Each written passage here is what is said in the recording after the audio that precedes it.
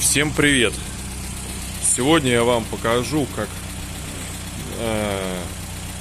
можно предотвратить ремонт коленвала, если вовремя услышать, что шатун начинает стучать. То есть сейчас мы слушаем работу мотора, и никаких посторонних стуков, я вам скажу, нету. Даже если на камере что-то будет слышно, то при перегазовке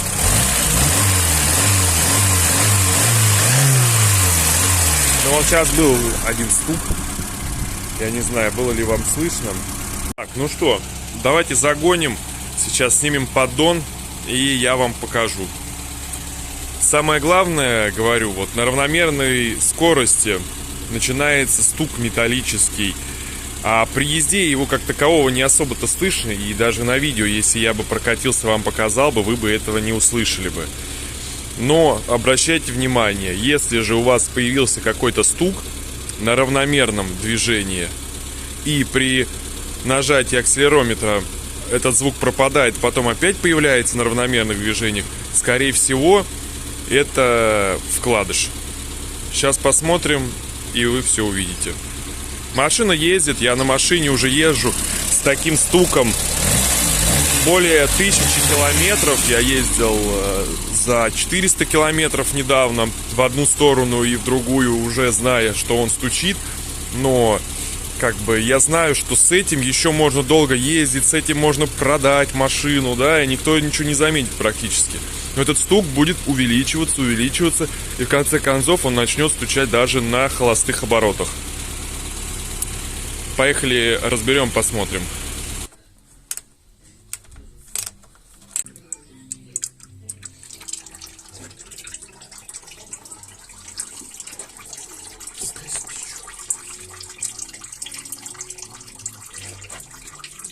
Так, что мы здесь видим?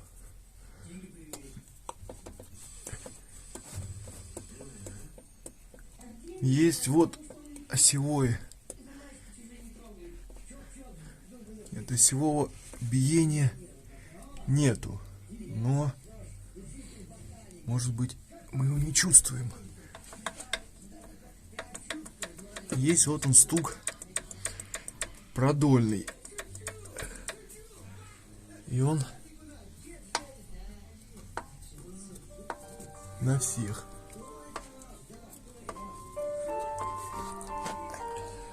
Так, ну что и требовалось доказать, Четвертый более-менее я вам вот там показывал. Первый, а вот он второй. Вот он второй стук. Здрасте. Шейка уже не в прекрасном состоянии, но более-менее она ровная. Сейчас подкинем новый вкладыш и еще покатаемся.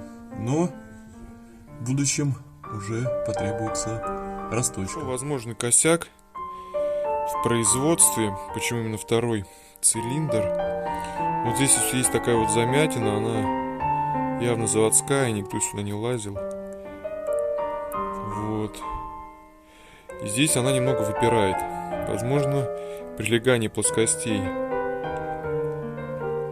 было недостаточное, и было небольшое биение. В конце концов, потому что другие все вкладыши, они в принципе более-менее. Даже последний, четвертый. Вот это вот второй. Сейчас чуть-чуть прям напильничком сниму и буду ставить. Такие дела я собрал. Сейчас еще раз повторюсь, как услышать, к примеру, этот стук.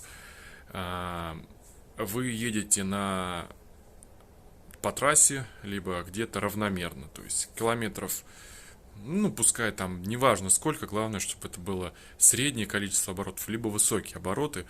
А при низких вы ничего не слышите, разгоняетесь, выходите на равномерное движение, и начинается металлический стук такой. Но он вроде бы и стук, но приблизительно с той же громкостью, что и клапана, но чуть погромче.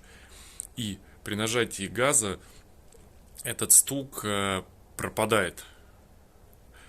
Потом, когда вы выходите опять на равномерно, вы разогнались, дальше опять равномерно движетесь, этот стук опять появляется. Вот.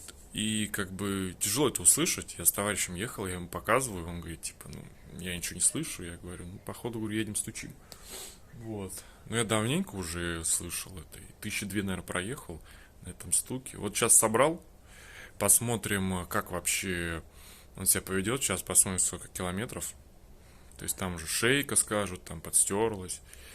Вот. Но я почти уверен, что я успел. Что это только вкладыш, шейка там еще нормально. И с новым вкладышем того же размера еще все походит нормально.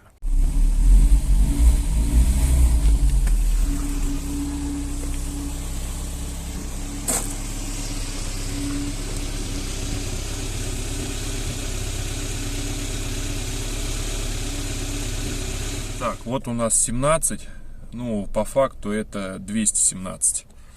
Я второй владелец, я брал машину еще. Около сотки только было.